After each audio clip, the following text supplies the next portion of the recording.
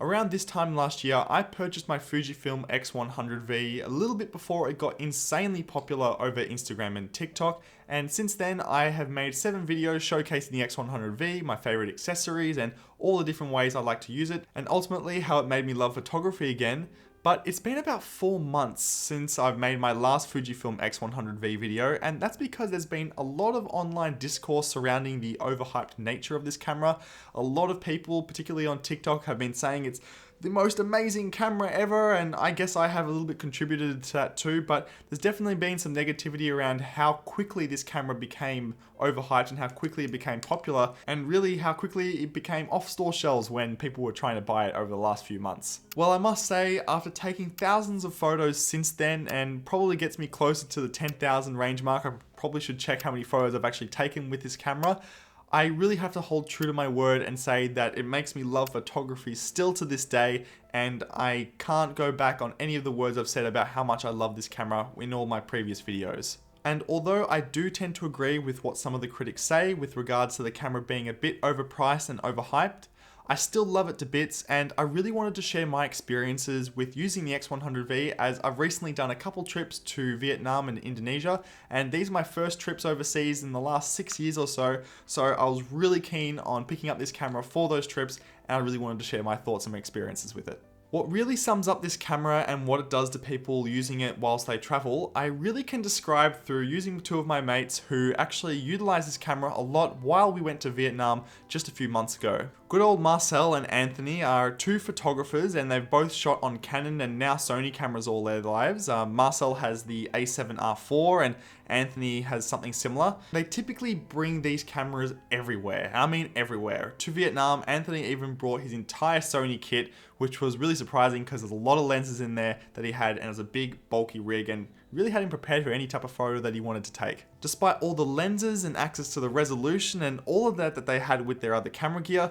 the X100V was the hot debate, and the whole time we were there, despite it having a fixed lens and a tiny body, it really just did it for them. It did for them what it did for me around about a year or so ago, and it just makes you love taking photos again and focus on capturing photos wherever you are. And that's why I wanted to share a few of my reasons on why I think it is an incredible travel camera, and please do stick around to the end because the last important reason has nothing really to do with the camera's technical specifications, or its features for that matter, but I think no matter what type of photographer you are and no matter how professional you may be, it is a really important one.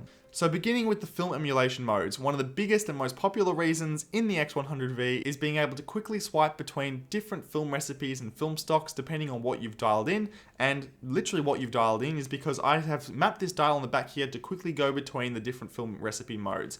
Now in Vietnam, we used 2 different types of film stocks or film emulation presets, which I'll link in the description below, or how you can dial it into the camera, and that is a Kodak Portra recipe as well as a Kodachrome recipe too.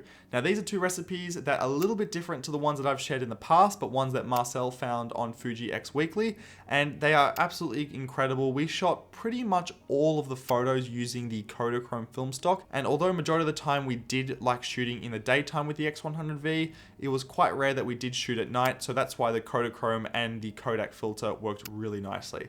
The Kodachrome one really brings out the blues and the deep shadows within the frame, and the Kodak one did have a little bit more of a yellow-green tint to it. But overall, we really love shooting with that Kodachrome recipe, and all these photos that you can see on the screen here are from the Kodachrome recipe. Now speaking of shooting, we only shot in JPEG only with the fine or the normal quality option, so those are either the highest or the middle highest, I think, quality option, and we never shot in RAW, even in the lowest light situations when we went up to Sapa.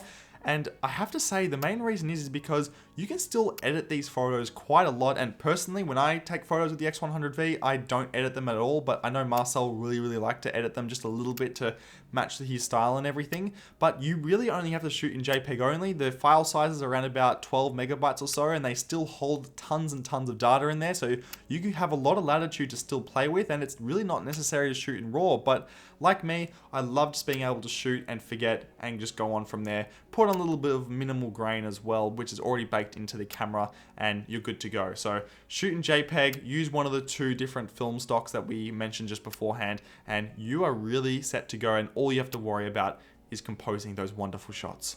Another thing I wanted to mention that really makes this camera great in relation to the JPEG mode is being able to pair it with an 11-inch iPad Pro. I found at times that I was always looking around, and whenever we were traveling in a taxi or for example predominantly in a train or on a plane, is that Marcel would grab his SD card, plug it into an adapter into his iPad Pro, quickly download it, which took for thousands of photos, like not too long at all, and he was just silently editing on his Lightroom mobile app on the iPad. And those two make a great combination because, well, look, I'm reading the script of this, but this is the iPad here.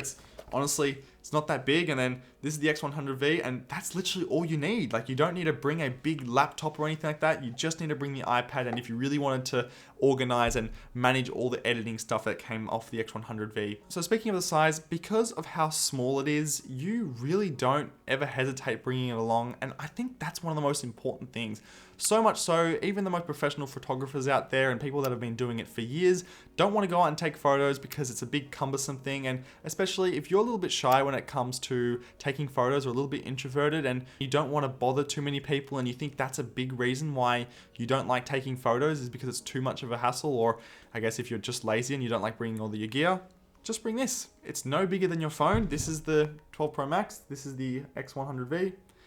You really don't have any excuse not to bring it in the end. So in combination with its pocketability, as I like to say, is the fact that it has a fixed lens, meaning you don't have to bring any other lenses, and really most importantly, because it's fixed, you don't have to worry about your focal length and manipulating how zoomed in you are. And of course, the thing that I love shooting with it is just in aperture mode, which means that all you have to do is change the aperture depending on how much depth of field that you might like, which means that in total, you just focus on composition, and that is pretty much it. You focus on getting the shot, manipulating how you see light, and enjoying your surroundings rather than worrying about, oh no, what focal length am I gonna do? What shutter speed? Like, yeah, you don't have to worry about any of that. You're literally just pointing and shooting, and your photos look fantastic, especially when you plan just doing composition, which is what you gotta do in the end. You gotta enjoy traveling. Which brings me to my final main point, and that is mindset. Now, something I'm gonna have to shout out my partner Tia for is that sometimes when you're traveling or just going out and about, you don't need to bring a camera, and you just really need to enjoy the people that you're going out with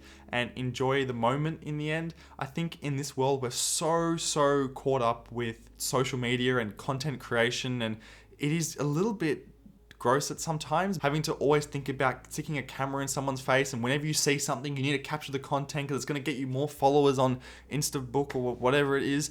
Sometimes that you don't need a massive setup, and bringing something that's subtle and small rather than a big camera setup is really good because it makes you really take the time to enjoy when you're going out traveling, because you may not go back to that location ever again in your life. So the less technology gets in the way sometimes, as long as you can still capture the memories too and enjoy taking photos if you do, it's good to get that balance. And I think that's what the X100V is really good for in the end. So that's it. Hopefully you enjoyed hearing my thoughts about the X100V and traveling throughout Indonesia and Vietnam. I had a great time. If you have any questions, feel free to let me know.